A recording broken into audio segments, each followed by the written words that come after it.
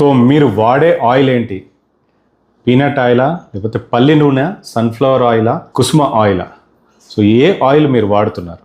ఒకప్పుడు మనం ఆయిల్ పోపు లేదా తాలింపు వేస్తే అందరికీ తుమ్ములు వచ్చేసేయి, అందులో ఒక ఎండుమిర్చి వేసేస్తే అరే వీళ్ళ ఇంట్లో ఇవాళ పప్పు తాలింపు వేశారో, పప్పు చారు తాలింపు వేశారో అని మాట్లాడుకునే వాళ్ళం. చుట్టుపక్కల ఇళ్ళన్నీ తుమ్ములతో నిండిపోయాయి.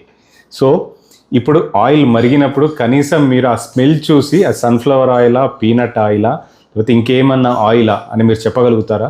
ఒకసారి మీరు వాడే ఆయిల్ వాసన చూసి కామెంట్ బాక్స్లో కామెంట్ చేసేయండి.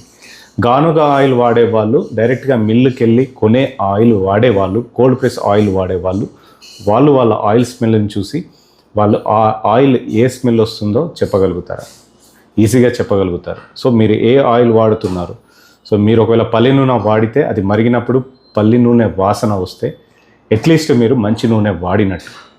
సో మీరు ఏ ఆయిల్ వాడుతున్నారో, ఆయిల్లో ఎన్ని న్యూట్రియంట్స్ ఉంటాయి, మన బాడీకి ఎంత మంచి ఎనర్జీ ఇస్తుంది, ఎంత వాడాలి అని అన్నీ కన్సిడర్ చేసుకొని మన బ్యాలెన్స్డ్ డైట్ తింటే మనం హెల్తీగా ఉంటాం. పిచ్చి పిచ్చి ఆయిల్స్ వాడితే మన హెల్త్ నాశనం చేసుకుంటాం. సో మీరు ఏ ఆయిల్ వాడుతున్నారో ఆ ఆయిల్ స్మెల్ ఎలా ఉంది ఒకసారి కామెంట్ బాక్స్లో కామెంట్ చేసేయండి. Thank you so much.